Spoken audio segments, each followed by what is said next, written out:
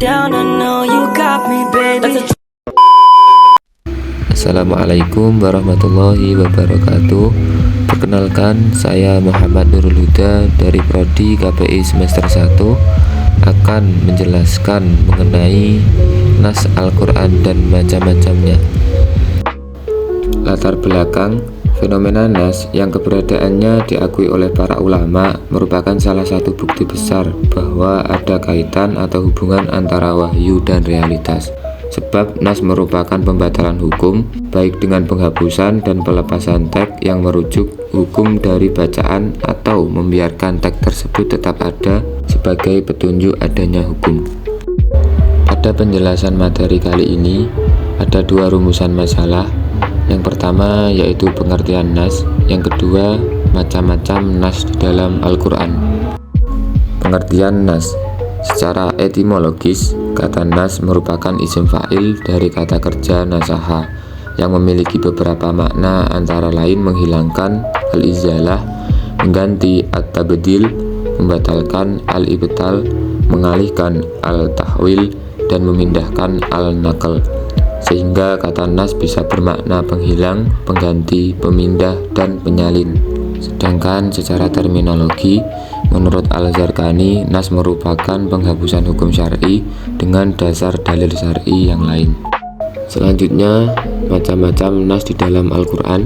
Yang pertama, Al-Quran dengan Al-Quran. Artinya adalah penggantian hukum atau dalil yang ditetapkan di dalam Al-Quran dengan dalil Al-Quran yang lainnya. Seperti contoh di dalam Quran surat Al-Mujadilah ayat 12 yang artinya, wahai orang-orang yang beriman, apabila kamu ingin melakukan pembicaraan rahasia dengan Rasul, hendaklah kamu mengeluarkan sedekah kepada orang miskin. Ayat di atas memerintahkan orang-orang beriman agar memberi sedekah kepada fakir miskin manakala hendak menemui Rasulullah. Hukum perintah tersebut dinas dengan Quran surat Al-Mujadilah ayat 13 yang artinya, apakah kamu takut menjadi miskin jika mengeluarkan sedekah sebelum melakukan pembicaraan rahasia dengan Rasul? Jika kamu tidak melakukannya dan Allah mengampunimu, tegakkanlah sholat, tunaikanlah zakat, serta taatlah kepada Allah dan Rasulnya. Allah maha teliti terhadap apa yang kamu kerjakan. Selanjutnya yang kedua yaitu Al-Quran dengan As-Sunnah. Artinya suatu hukum yang awalnya ditetapkan berdasarkan dalil Al-Quran dan kemudian digantikan berdasarkan dalil Sunnah. Ada dua pandangan di sini. Yang pertama yaitu nas Al-Quran dengan hadis ahad. Yang kedua nas Al-Quran dengan hadis mutawatir.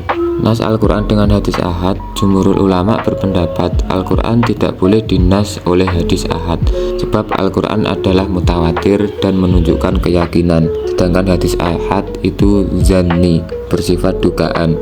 Di samping tidak sah pula menghapuskan suatu yang maklum atau jelas diketahui dengan yang maznun atau diduga.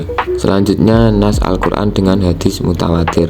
Nas semacam ini tidak dibolehkan oleh Imam Malik, Abu Hanifah, dan Imam Ahmad, sebab masing-masing keduanya adalah wahyu. Seperti contoh di dalam Quran surat Al-Baqarah ayat 180 yang artinya, diwajibkan kepada kamu apabila seorang di antara kamu didatangi tanda-tanda maut sedang dia meninggalkan kebaikan, harta yang banyak, berwasiat kepada orang tua dan karib kerabat dengan cara yang patut sebagai kewajiban bagi orang-orang yang bertakwa.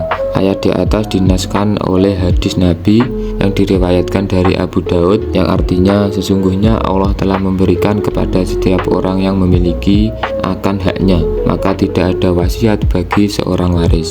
Selanjutnya yang ketiga yaitu As-Sunnah dengan Al-Quran. Tujuan dari pencabutan ini adalah untuk menggantikan suatu ayat Al-Quran dengan suatu hukum atau prinsip yang telah ditetapkan berdasarkan sunnah.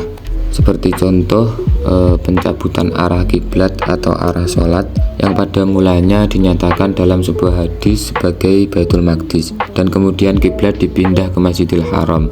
Dalam Al-Quran tidak terdapat dalil yang menunjukkannya. Ketetapan ini kemudian dinas oleh Al-Quran dengan firman-Nya dalam Quran surat Al-Baqarah ayat 144 yang artinya, kami melihat wajahmu Muhammad sering menengadah ke langit, maka akan kami palingkan engkau ke kiblat yang engkau senangi, maka hadapkanlah wajahmu ke arah Masjidil Haram. Selanjutnya yang keempat yaitu as-sunnah dengan as-sunnah. Artinya suatu hukum syariat yang dahulu berdasarkan dalil as-sunnah kemudian dibatalkan dengan dalil syariat lain yang berasal dari as-sunnah. Seperti ketika Nabi Muhammad pernah untuk melarang ziarah ke makam, yang awalnya Nabi melarang kemudian Nabi memperbolehkan. Seperti hadis yang diriwayatkan oleh Imam Muslim yang artinya, dahulu saya melarang kalian berziarah kubur, tapi sekarang berziarahlah kalian. Kesimpulan dari materi mengenai nas di dalam Al-Quran dan juga macam-macamnya, yaitu nas dalam konteks Al-Quran merujuk pada proses penggantian atau penghapusan hukum-hukum atau ayat-ayat tertentu yang berlaku sebelumnya dengan ayat atau hukum yang baru. Proses ini terjadi seiring dengan perkembangan wahyu yang diturunkan oleh Allah Subhanahu wa Ta'ala kepada Nabi Muhammad, bertujuan untuk memberikan petunjuk yang lebih relevan dengan keadaan umat pada waktu-waktu tertentu. Sekian penyampaian materi dari saya, ada kurang lebihnya saya mohon maaf. Akhirul kalam, wassalamualaikum warahmatullahi wabarakatuh.